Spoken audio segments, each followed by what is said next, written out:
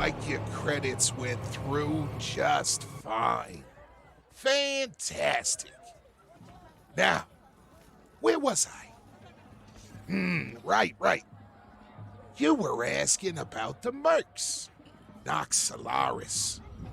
Well, friend, you have come to the right man. Been their humble street pharmacist since just after they got together. Some of my best clients, by the way. But more importantly for you, they're the best there is at what they do. I mean, what a group. Leader's a bona fide Atlantean voyager. That's right, Atlantean. Then there's the spooky techno-wizard cyborg genius. Finally, a mystic smithy giant. 12 feet tall if he's an inch. Not to mention the mountain of a spirit bear he calls brother. Now, I can get word to him if you're looking to hire Mister. No problem there. Just let old Blitz give you 2 tiny tips for your health. First, don't get on their bad side. Make sure you have payment ready to go, and don't try to pull any bullshit, or you're worse than dead. And second, don't piss off that fucking bear.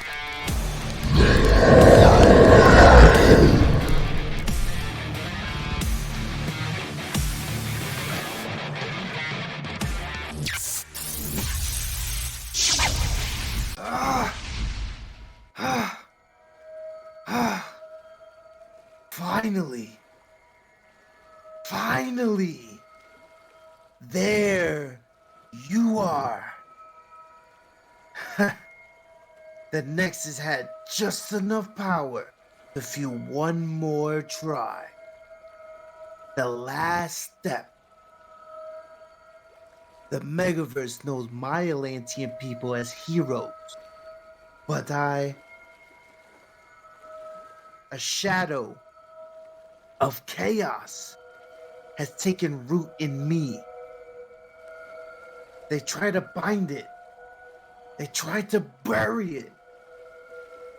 But when I finally called out to it, to you, from across the void, you answered, I am ready. Welcome, traveler, to the Black Shore.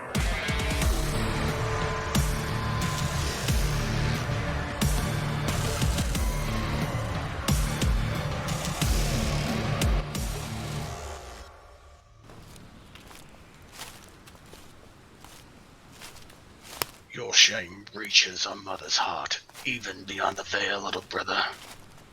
My sister saw and mocked her as the darkness closed in. She giggled and synthesized honey-sweet tones while leaning close to softly breathe her venom into my ear. And so, with judgment passed and tourniquets in place, my family commanded the automated surgical bots to neatly slice both arms and legs from my torso. The harsh lights overhead swam and dimmed before my eyes, as flesh and bone were replaced with cold, unfeeling metal to cripple my connection to the arcane. Now, my family lies far behind my path, and I follow a new teacher as she whispers from the darkness ahead. Her voice haunts me with promises of forbidden knowledge and wonders precious beyond compare. Each step brings me closer to my prize, closer to my revenge, closer to her.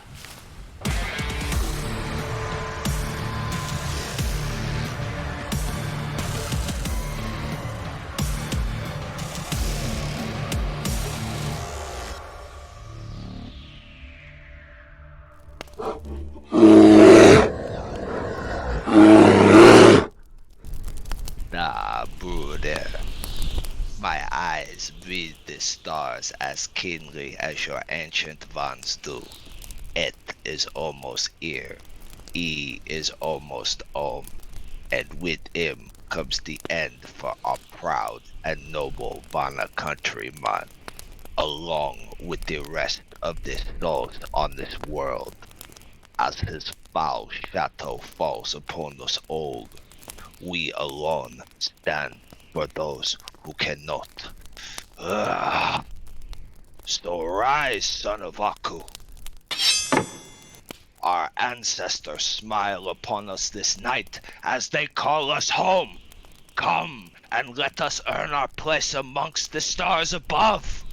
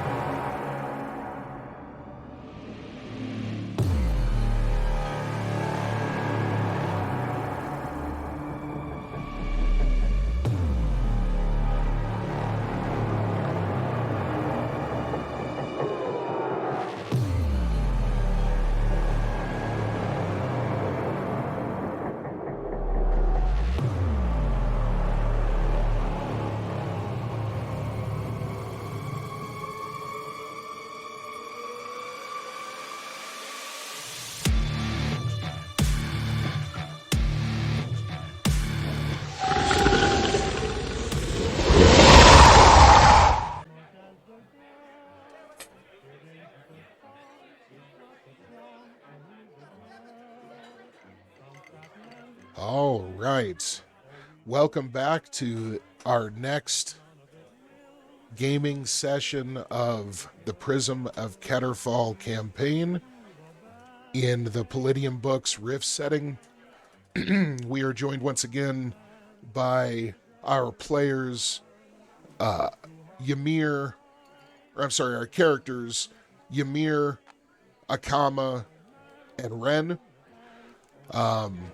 They have arrived in a small bar located in the strange and magical trade port of the Wandering Aristocrat within the last several hours. And since arriving here, they've already made several connections and found some intriguing leads on business opportunities and possible opportunities to upgrade their gear and abilities as well. So as we catch up with the characters, Ymir finds himself next to his companion Wotek outside of this drinking establishment that they've arrived at with his companion Wotek,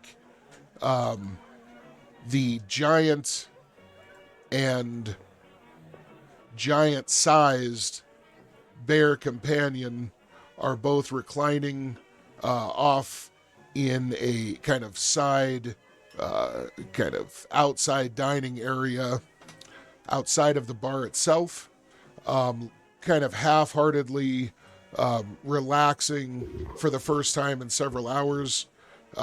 Ymir has recently discovered some opportunities helping a fallen mystic Kuznia, and he's weighing his options there and considering what comes next as he hears a loud commotion coming from inside of the bar, where he can hear a woman's voice loudly scream out a declaration that she is a slave. When he hears this, even through his weak comprehension of the English language, it definitely sends an eyebrow skyward as he wonders what the small people inside could be discussing with such fervor and on such topics. The voice sounds unfamiliar to him, and although human, there is a quality to it that he definitely finds familiar,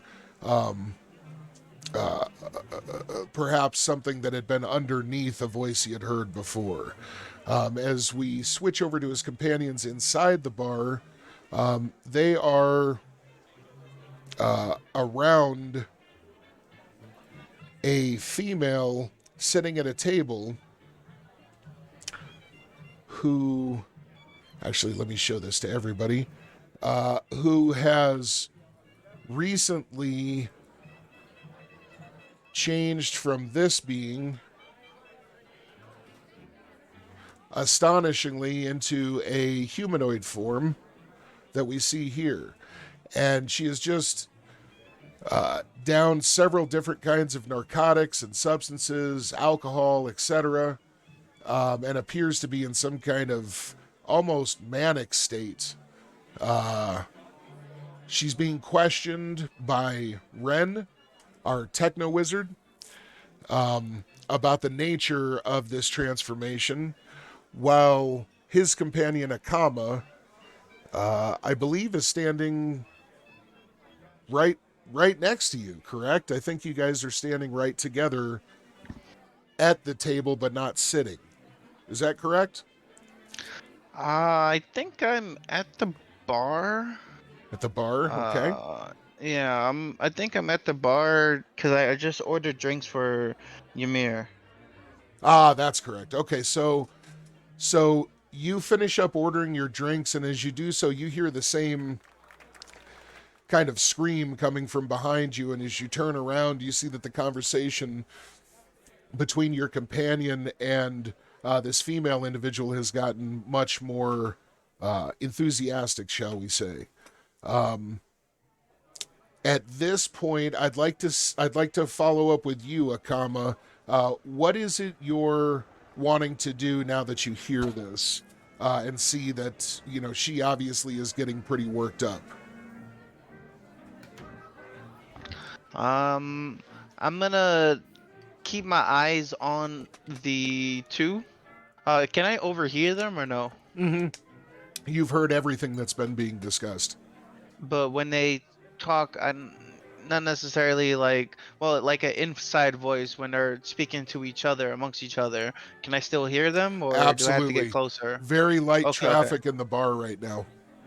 Okay, so I'm just gonna sit at the bar, but keep looking at them to see how things unravel. Okay. Right. Excellent. So you continue to observe as you finish up the drink order.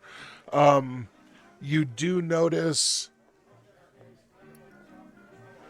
I felt like Barrett or that Ymir had a drink already out there. Maybe not. Did you? Yeah, no. Akaba, Yeah, they yes, sent it out. Akaba just ordered it for me. Okay, and they brought perfect. me out.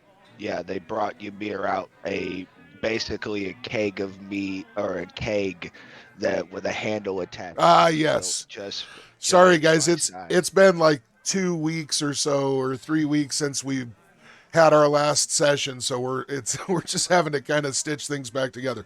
Perfect. So you already got your drink.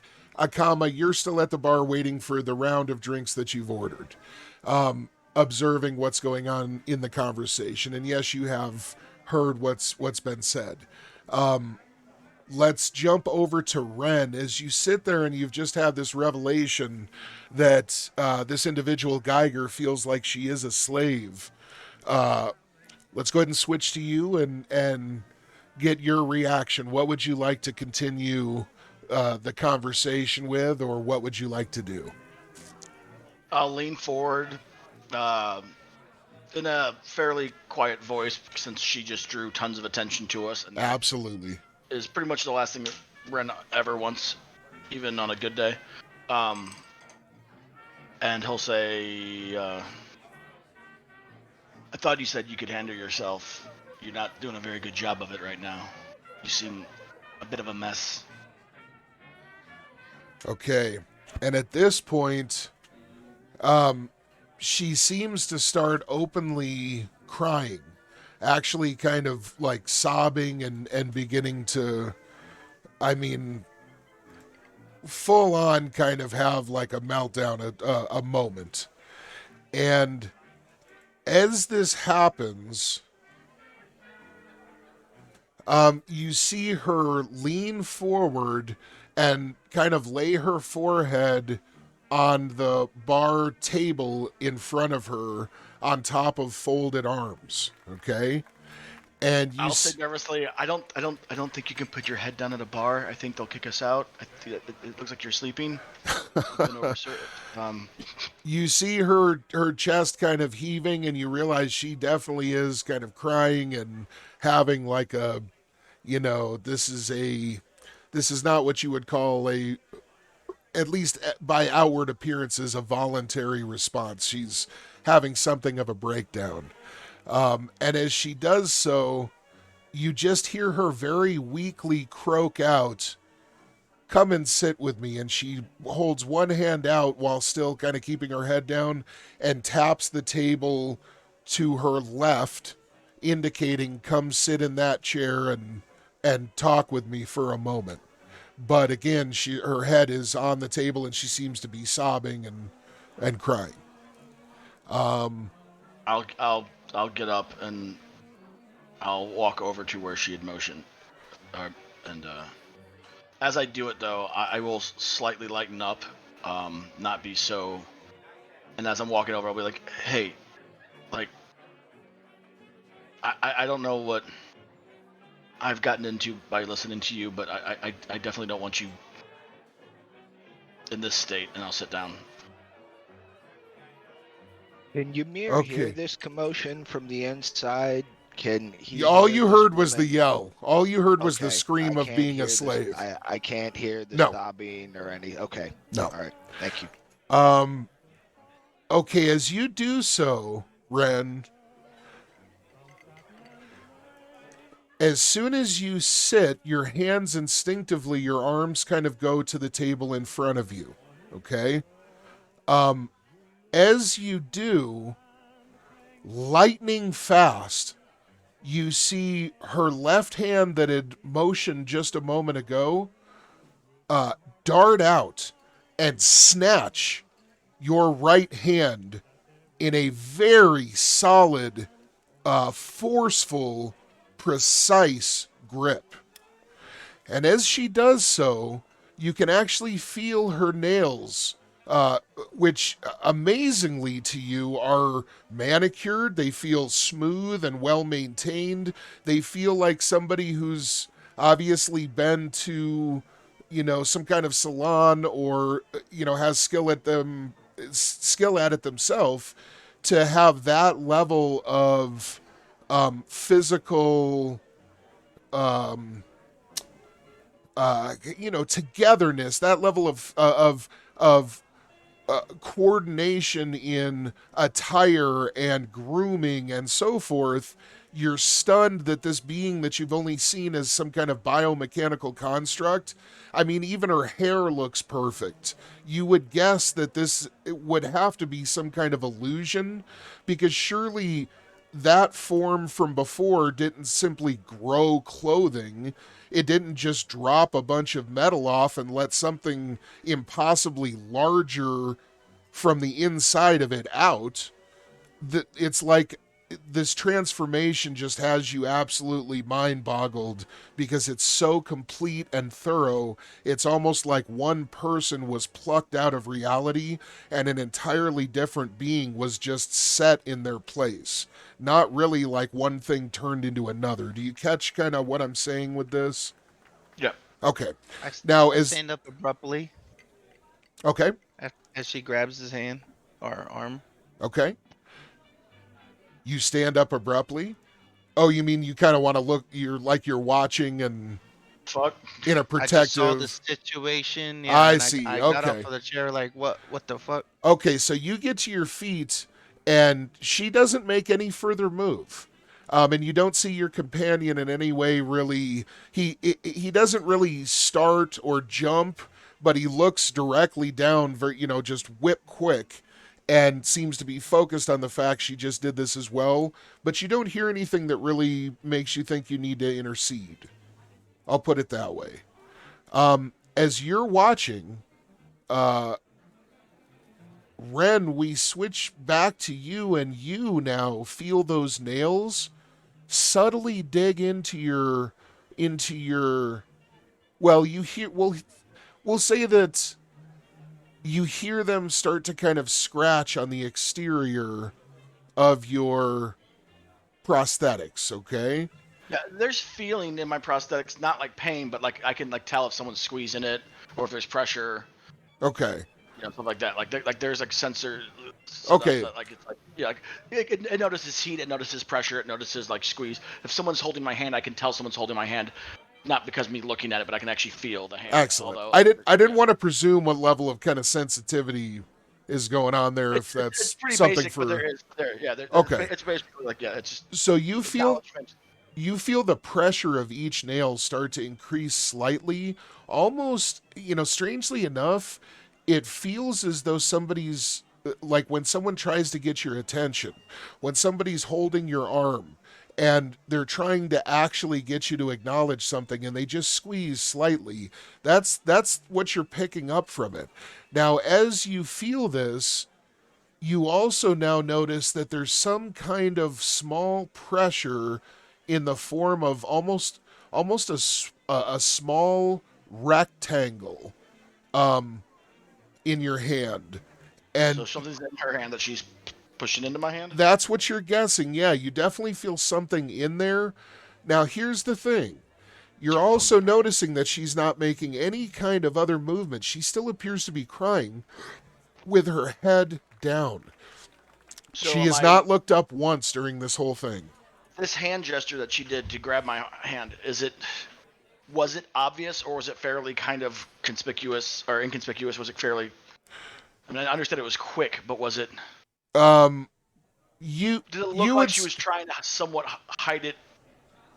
well, you would say that her intention was to make it look like she was reaching for support. I understand that much, but I was Okay. wondering if the hand grab was meant to be deceitful as well as the crying and the just like I understand she's trying to do something while she's doing this, and the head down and the crying I've picked up on is possibly partly real, but its intention was to do whatever she's doing right now. But I wasn't sure if the hand gesture was, but I guess it doesn't really matter. So Okay. All right. As a second or two ticks by, you feel her just increase that pressure with her nails slightly, and then very subtly her hand withdraws slowly from yours, where it had covered your hand from the outside. As it recedes, it leaves that small surreptitious package in the palm of your hand, and as it's fully receding, she uses her hand, still being partially on top of yours, to put gentle pressure on the side of your hand and fold it over the object, okay? As she does so, the final motion, she squeezes your hand very tightly and then pushes it down a little bit more in a much more kind of forceful gesture. And you definitely pick up that she's trying to kind of signal to you, do not pick this up and look at it, hold it, she's trying. I'll lean forward as in to be like, like, hey, it's okay, I'm sorry. And as I lean forward, I'll take that hand and kind of tuck it towards my stomach and try to pack it away with my cloak kind of over. I'll lean forward with my opposite hand, kind of as a pat on the shoulder, like reaching all the way across her. So I've got my one arm that she handed it in completely tucked underneath me as I'm leaning over, so basically against my belly, as I'm reaching over with the other arm to even further conceal my hand. All right. Try to pack or tuck away or pocket or pouch the item, so that way it's no longer even I can't accidentally drop it or someone asks to look at my hand, it's nothing there. I get you. You have got a physical prowess of 13. I don't believe. I'm going to take a quick look through your skills. I don't believe you have anything related to sleight of hand or anything like that. Okay. Oh, wait a minute. Do I? You've got camouflage. And I would definitely let that take. Only it won't be a skill roll. Okay, so What I'd like you to do is make a dexterity check. You're going to roll a 20-sided die against 13. You have to get a 13 or under, but because you've got camouflage, we're going to add a 3 to that. So you need to get a 16 or under, rolling just a simple 20-sided die. All right. So you perform the maneuver flawlessly. Everything goes exactly to plan, and it winds up in that container where you have no doubt that it was not seen by anybody else. Now, when she made her little outburst, a few patrons looked over, but there are less than a dozen other individuals in the bar right now, and there's really no big rush of people coming through at all. So when she made her outburst, they kind of, several people looked over and took notice, but very quickly went back to their merrymaking. So, okay, so you have probably looked over and saw the amount of drugs she had on her table and was like, "Oh, okay." Oh yeah, and you would guess that in this kind of place, that is not Somewhat common. I mean, yeah, this is definitely kind of what people would think of as a Vegas of mystical and scientific backgrounds and origins, where people come to party. So, and this doesn't look like the kind of area where the real partying happens. This looks like the shopping district with like the Disney fucking food, counter or whatever set up. So, all right. So you guys, let's see. You guys finish that up, and as soon as she withdraws her hand fully and starts kind of moving it back over to her head and her other hand, you see her put her palm flat on the table, and she very slowly and measuredly comes up, kind of dramatically, trying to stay understated, but she comes up and whips her hair back and kind of, uses her hands to straighten it out. And then she pulls out a long, kind of opulent, black kerchief and kind of starts drying her eyes, and then replaces it quickly, takes a couple of deep breaths and starts kind of collecting herself as though the emotional tumult is finally over. Ren right away jumps back to his somewhat defensive emotional stance because he, for a moment, believed that there was some actual seriousness here, and as soon as she handed the item to him, he was like, "God damn it, of course." Fooled again. All right, so as she does this, we switch over to Ymir, who is still outside. You've already knocked most of the wind out of that little keg they brought you. Wotek is just kind of curled up, almost looking like he's ready to catch a few Z's while all the little humanoids run about. He looks pretty at ease here, even though usually he's, kind of on edge anywhere where civilization holds sway. But in this place, he seems to feel like, from your impression, he seems to feel like there isn't really any overall negative kind of energy flowing through this place. It doesn't seem like a place so disconnected from nature that he can't find a little grounding and solace here.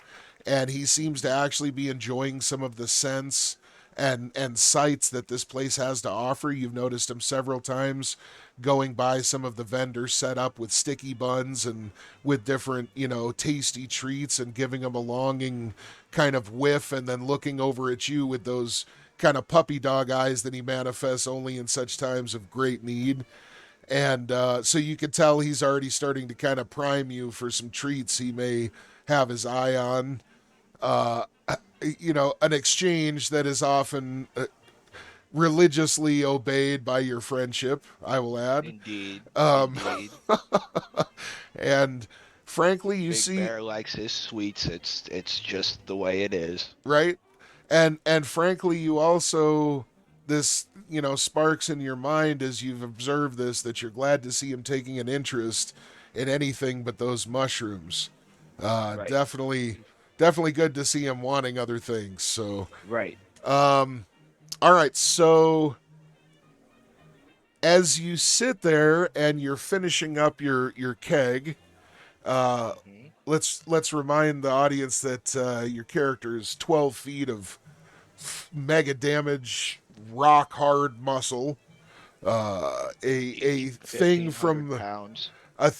the frozen wastes and crags of Russia, and supernatural to boot. So, as you're resting and reclining against your companion, it comes to you that you were definitely interested in grabbing the contact information from the fellow smith that you had met earlier in regards to this job opportunity.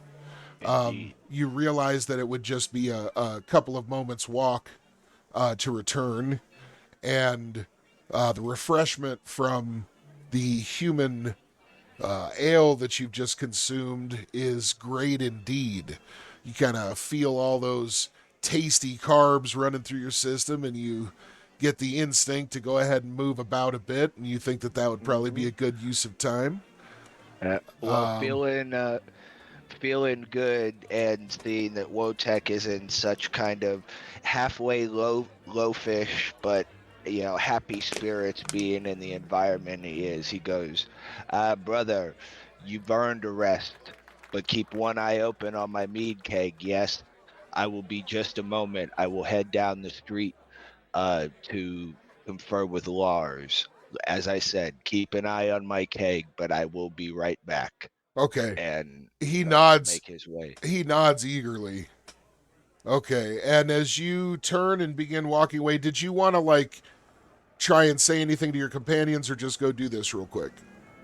I was just Ymir is just literally trying to he knows it's still a busy day. Lars is probably still working on something, so all he wants to do is try to get in contact with one of the blacksmith patrons and offer to meet him down the street for a drink when he has time, just casually. Oh, okay.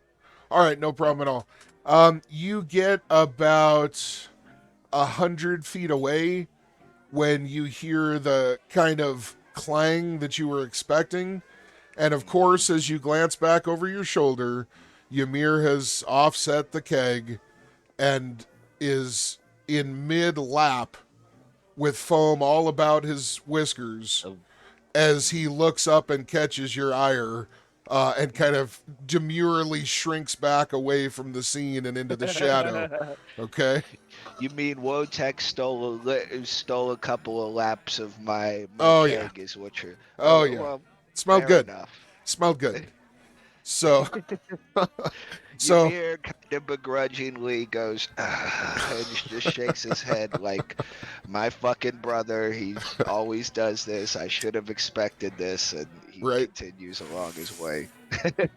All right. So as you head down to the blacksmith shop once again, you quickly find someone at the counter that would be able to get a message to Lars, and you relay your invitation for a drink. All things unfold without incident. Is there anything else you wanted to do there, or do you want to return? Not in particular right now. He was just meaning to get Lars in sort of a more casual time to discuss some of the things on a much more, I guess, personal level, because there was a lot of business involved with their last couple of encounters in more ways than one. And he respects Lars, or there's an understanding and a kinship there that he's trying to rely on to get the lay of the land. So he is just literally trying to get him to a more personal setting in Okay. order to speak warrior to warrior. I get you. Okay, excellent. You're able to do that, no problem at all. And so you head back over to basically wait. And let's see, we'll catch. Can I look around if there's any little carts with any of the little sweet rolls and different things that you talked about? I may want to give Wotek one of those because I saw him earlier when my keg was coming out that the bear was eyeballing these very particular sweet rolls across the street. Yeah. In a You- particular vendor. You actually see he had been eyeing this thing that it's supposed to look like a giant shrimp, but it's a giant croissant that's like dipped in honey and sugar and has big chocolate chip cookies for the eyeballs. And Indeed. other than that, it just looks like a huge shrimp that smells fucking delicious. Looks like it's probably about 5 or 6 pounds. It's huge, and it comes in its own big old basket. But yeah, that's the one that you could tell he just was fucking drooling over. So Okay, well, Ymir noticing this before he returns to rest back to where he was next to his brother. He approaches the particular vendor because this dish that you described even smells good to Ymir's Right. scent. It may be for animals, quote unquote, but to his oh no. carnal This is senses- not for animals. This is Oh, I this is see. just This a is- giant this is- paste. This is like cake boss I shit. see. So I see. So Ymir would like to approach the vendor and order one. oh yeah, absolutely. As you walk up, he informs you this jolly kind of German dude with a big blonde mustache looks up at you from behind these big spectacles, and his eyes get really wide and round for just a moment. Then he gets this huge grin on his face, and he asks what he can do for you. When you inquire about the price of one of those, he holds up a finger for a second, and he goes. He just kind of looks stunned for a second, and then he points the finger at you, and he says, The Eater, right?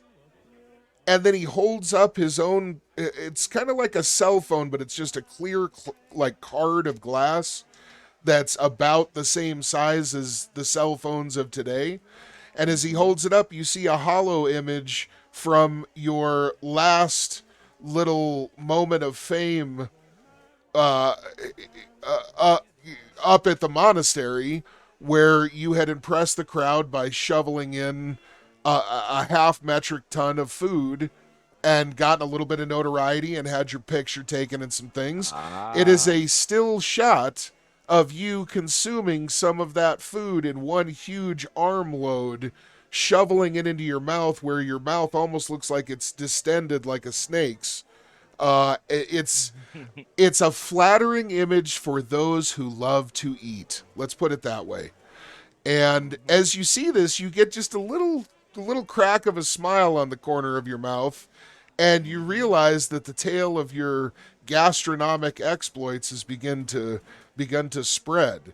The shop owner sets down the device quickly and extends his hands in a mirthful gesture to shake one of yours. Would you care to reciprocate? Oh, absolutely. Ymir, almost bashfully. He's not used to being noticed, especially being honored by smaller folk like this and being known for something other than vicious blood and battle. So he's almost shyly smiling and nodding his head as he extends one big palm out for the baker to shake. Okay, so as you do that, he basically is able to grab a couple of your fingers Yeah. and shake those. And as he does so, he holds up his hand and he says, one moment. And as he runs back behind his cart, you see that he opens the door to a shop directly in the rear. And the door closes behind him, and you see that it is indeed some kind of bakery. He's got all kinds of tasty stuff all laid out in the windows on display. Breads and sweets and, confections, all kinds of stuff. After about 30 seconds, you hear some commotion around to the side of the shop, and you realize that he has just opened some kind of loading door. And you hear several voices kind of grunting and working together in unison, yelling out directions. And after a moment, you hear the sounds of what sounds to be a squeaky wheel starting to turn. And very quickly, a small, humble handcart comes down a lowered ramp. And as it comes out into view from the shade of the alley, you see that there's a similar croissant like that, a similar baked good, only it's literally the size of like a small pony. It resides in a large, almost like wicker, like basket or bassinet, and that bassinet is actually just very humble, sticks and twigs that have been put together. Just something very, very simple. But the treat inside is literally the mirror image of the one that was on display. This one is several times larger, though, and you would guess that it's easily 50 to 60 pounds worth of treat. Wow. He looks over at you and he gets this excited, crazed kind of pink sheen to his cheeks, and his light, almost white hair around the crown of his head is offset by a blinding rose pate that goes across from corner to corner of his hair.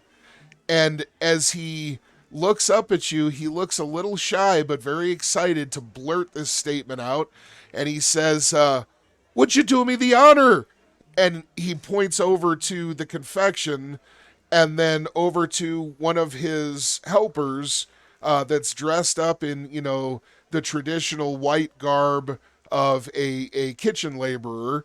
And you see that the laborer is holding one of those small devices of clear plastic in a pantomime of taking a picture of you next to the treat. And he's asking if you'd be willing. Oh, well, noticing this, Ymir is more than happy to take the picture. Okay. So he broadly smiles and walks over towards the small bakery assistant and prepares to get his picture taken. Okay. As you walk over, how do you want to stand? Like I did in the first picture, sort of. He puts his hammer down on the ground with the head facing downward, and sort of puts his leg and stands up on it, like a Captain Morgan pose almost. Okay. So you stand like that, and as the picture is getting ready to be taken, you hear a raspy and familiar voice kind of croak out a harsh laugh. And as you look over, you hear the owner of the voice cut off his laughter as you finally see him, and say, "You're doing it all fucking wrong." And of course, it is our friend, Blitz. Now, as Blitz is looking at you, you see a wide smile on his face. Now, he's wearing his trench coat that you've seen him in several times, where you know that he peddles his wares from. All kinds of illicit goods and tasty treats for adults and teens alike, apparently. And as he looks over at you, he goes, "You got to give the people what they want. They want three things. They want excitement. They want forbidden fruit. And they want sex." And he says, "And the way you do that is by holding that shrimp right up where your Johnson should be." He says, "You do that and make a funny face, and that goes public, it's going to go viral, kid." And at this, the owner of the stall looks over at him hearing this and makes a huge kind of frowning gesture, as if this is very offensive to the noble nature of his creation. But as soon as Blitz is done saying this, all four of the helpers, the common folk, shall we say, that are standing around this little engagement, they all burst into laughter. And I mean the kind of laughter where like some of them are like crying within a few seconds. And so the seed is planted for possibly something more of an adult option. Now, of course, it's entirely up to you. Blitz is walking over to further engage with you. At this, we will switch back over to a comma. Now, your drinks have arrived. I believe you had ordered, was it whiskey? You'd ordered whiskey? Yes, sir. All right, so your drinks arrive. You've got a bottle and several glasses. As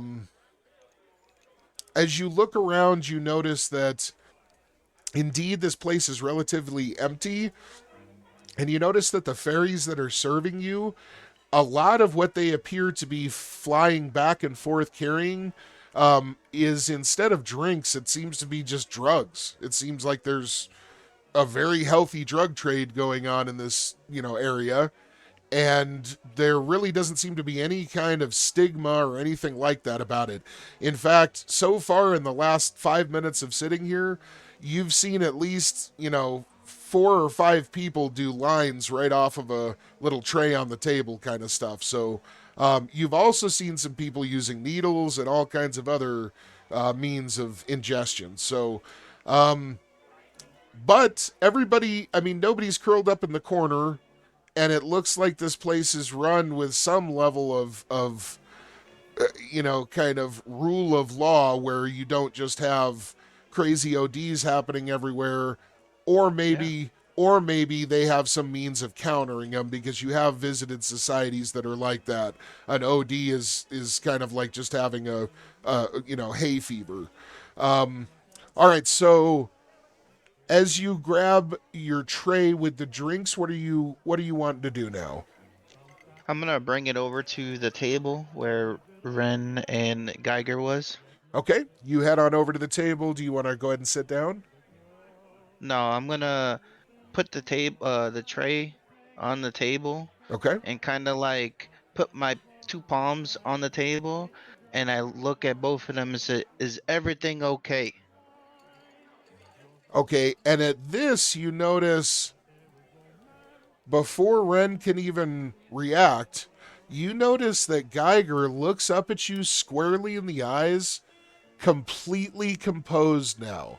She's still dabbing at her eyes, kind of getting the last remnants of the tears, but she looks like she could literally interrogate a murderer right now effectively and be completely composed and cool and confident and in control. This strikes you as very... You definitely notice that this is a hell of a change from the person that seemed to just be having a hysterical breakdown a few feet away from you. But she looks at you in this composed manner and just kind of locks her eyes on you and just stares at you with not a blank expression, but a neutral expression, one of neither anticipation or expectance. Okay, Ren, do you want to say anything to Akama? Before he says anything, I'm gonna give a nice little smirk, and I'll say, "Good." And then I'll start pouring the whiskey in the cups, and then I would put the bottle on the table, grab my cup, and say, "I'm gonna walk outside for some air," and then walk outside. Okay. You go ahead and do that, and as he's walking out, Ren, are you saying anything to this, or are you just letting him move on without incident?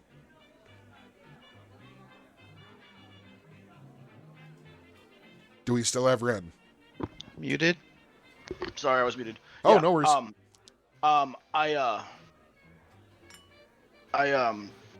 I'll just sit there and kind of I'm staying focused on her, kind of what happened with her, and Okay. All right, so yeah, I like look up and acknowledge Akama, but I don't really say anything and just keep focusing on her. Okay. All right, so you do that. Akama, you wind up just outside the front doors. And as you I'm look... gonna... as- Go ahead. I was just going to say, as you look around, there's still all kinds of opportunities around for places you haven't visited. And, there's tons of different shops, people, vendors, kiosks, lots of interesting characters of all different races and stuff walking around. So lots of opportunity for stuff if there's a different direction you want to go in. I am gonna head outside and post up next to Wotech. I'm gonna pull out one of these pixie sticks and light one just to enjoy the night to a certain extent while I'm taking the sips out of my whiskey glass. Nice. All right, as you kick back and kind of get the first opportunity really to start enjoying this place, you realize that it's pretty fucking nice, man. There's just in this opening area, you're seeing most of the kind of attractions and lures that would pull people from very far away on Rift's Earth, but you see them as happenstance around here. And that's just a really rare thing. Even in many of the different places you've traveled, other than large cities on well-developed worlds, this is just it's like a fun house for adults. And in that sense, it really is. It's kind of like when people first go to Vegas. It has that kind of cool, just kind of vibe to it, where you just want to check things out, and everything's inviting and interesting. And yeah, it's a pleasant change from your environment lately that you've been experiencing. So, as you look around and light up your refreshing treat, you see across the way that kind of on the other side of the street and down a bit, you can actually see your giant companion, and he's standing straddling what looks to be a huge shrimp. And it's not necessarily straddling, but he's kind of posing next to it, you see. And this definitely kind of catches your eye.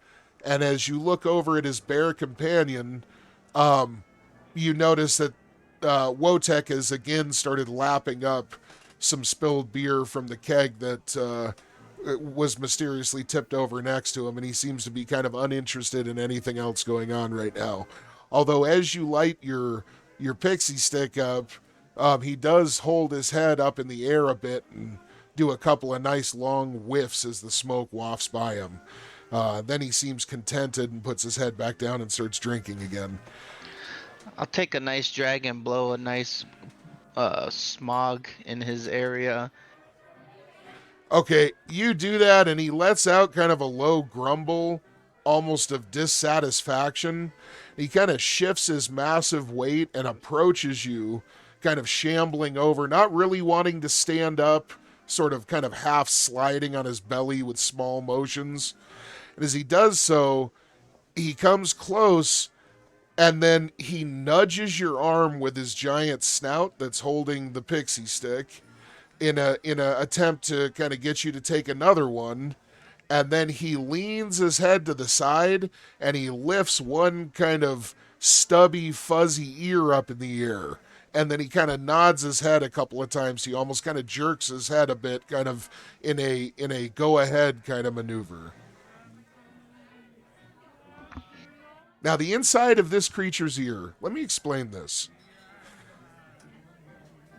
He is a supernatural creature, and so most of the more mundane parasites and kind of nasty things that happen in the body of a large apex predator like this, they don't really take place as much. You don't get as much kind of bacteria breakdown and just nasty shit going on.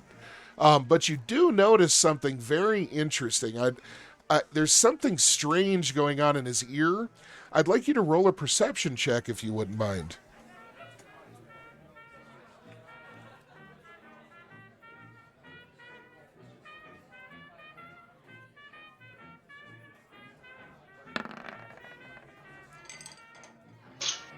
Okay. Yeah, get off my table. Sorry. Oh, no worries. Cat just jumped over my desk. So. All right, man. You notice that there is definitely something in his ear as he kind of opens it to you, but there's still enough shade and shadow that you can't tell what it is. There is something in his fucking ear.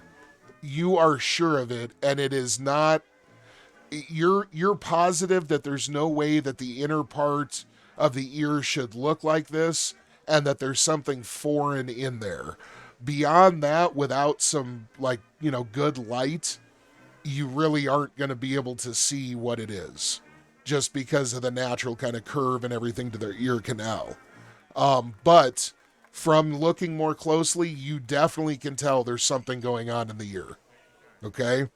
And again, it's something that's not supposed to, you can tell it's not like the normal ear. There's something in there. All right, what would you like to do? Can I pull out my pocket mirror and try to reflect some of the light into that area? Yeah, and bro, I think all of you guys started standard with flashlights. I think everybody has a flashlight available. Usually that's a... Nope, not me. Okay, you guys all have a flashlight, for Cool, sure. I'll whip out my flashlight. Yeah, that's... And basically put it toward his ear. Okay. As you do that, you look in and you're instantly able to identify there is some kind of fungus growing in his ear. It doesn't quite look like mushrooms, but it looks, you can tell that it's like the little spindly kind of hairy growth of some kind of fungus that has little nodules on the tips. Kind of like if you've ever seen zoomed in views of like trichomes on cannabis. It's just got this long kind of stalk of some kind of fungus with a little bulb on the tip, but there's tons of them like hairs, and they're all over inside the ear. Each one is probably only as big as like a human arm hair, just a relatively short little hair.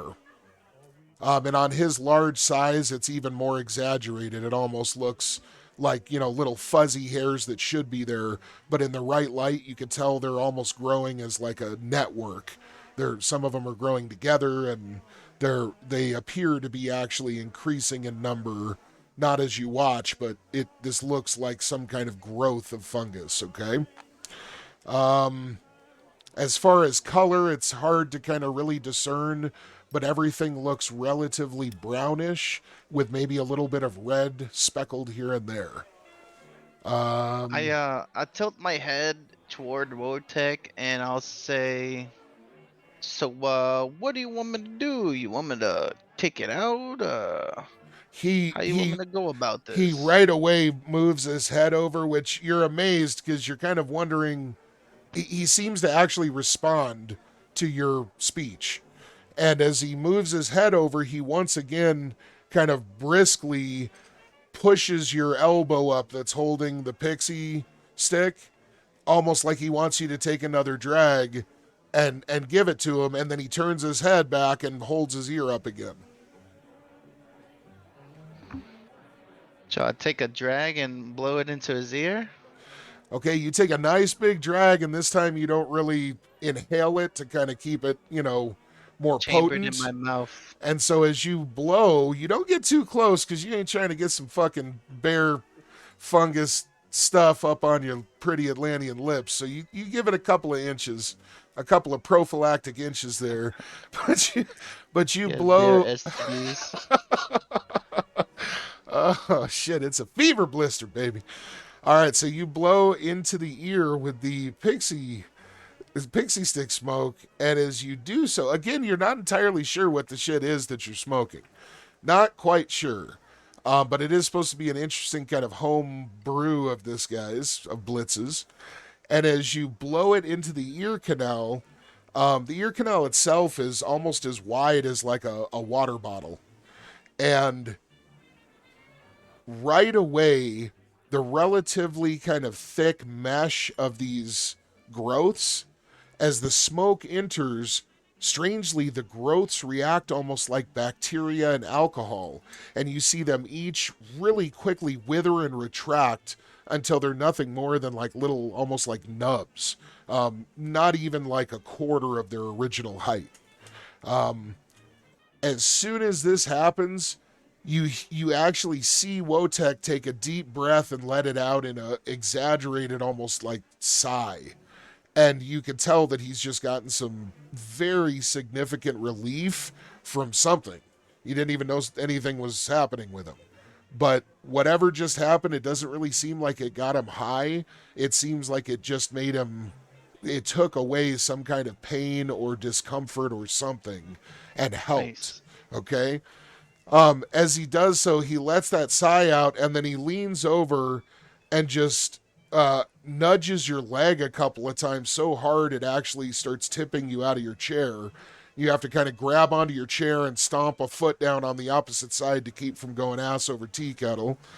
And as soon as he stops that, he leans up and gives you a lick on the back of your head that sweeps a bunch of your hair upwards, and the nasty kind of saliva that's left behind actually gives you like a cow lick of hair, of kind of matted, like wet, slimy hair. But you have never seen him react like that in any way towards anybody but Ymir.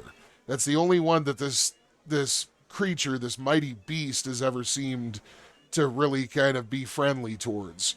And apparently you just made a big impression on him and maybe made a friend. He kind of almost half purrs, half kind of growls for a few moments as he slowly retreats back to the corner and lays down, flops his head down, and instantly he's still awake, but he's almost snoring because he's so relaxed now. Before he leaves, I pat him in his back and I said, "There you go. Hope that helps you out." Okay, and he lets out a little, just a little acknowledgement. All right, so what are you doing now? That only took a few seconds, obviously, so. I'm gonna take a sip of my whiskey. Okay. I'll take another puff out of my pixie stick, and then I want to look around to see if there's anything out of place, so to say. Just looking around casually, just seeing the area and what's in front of me.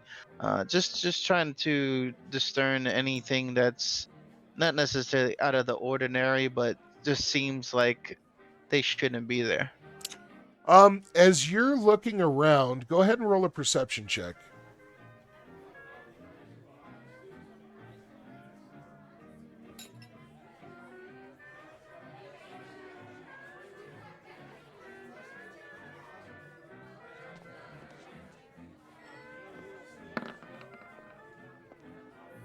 Okay. Golly, As it's you getting worse. as you look around, you guys do good in combat. Don't worry about it. Don't worry about it. You always do fine. I think it's the alcohol. As you guys look around, or as you look around, you don't really see anything necessarily out of place. Just a lot of different opportunities to get into some adventure and look at some, interesting new things. Now, I will say that to you as an Atlantean, while all of this stuff is still interesting and holds some allure, it's not impressive. This is not like some of the dimensional markets you've been to and that kind of thing, but for where it's at and what it is a great opportunity to find lots of different in routes to adventure and different gear and so forth. So but yeah, I just want to make it clear, it's not like you're visiting another planet for the first time or some crazy shit. Your dude's kind of used to a lot of this type of thing. And a lot of that is, there are lots of different races and species and, all kinds of different beings moving about relatively freely. The majority are human, but there's definitely, non-humans mixed in as well. Okay. And that's pretty much what you glean. What are you doing? I'm gonna finish my drink and basically get up and just walk around, kind of like take a quick tour of the vicinity. Okay. You walk around, and as you very quickly gather, it appears that lots of the signage posted is indicating that you can move from this zone, this area, into several others. And apparently you're essentially in kind of the outer zone of the city. And from what you're gathering, as you move inward, you get kind of closer to the how shall we say, well, each section appears to kind of promote itself differently. We'll put it that way. The one that you're in seems to be the kind of trade and commerce center, but more in the thread of kind of like magical works and kind of more traditional, pleasures and buildings and experiences. So it's probably where you'd find, obviously, like you've seen, potion shops and maybe places to buy magical trinkets and items and goods. But what you're noticing from some of the maps and postings is that the next layer of this facility is more of a kind of modern, shopping district where a lot of the more modern conveniences can be found, and most of the vendors lean on the side of like technology rather than magic. So it's that kind of more, advanced technological kind of marketplace. And then you see that the final zone that appears, commonly accessible appears to be something of kind of a nightlife hub where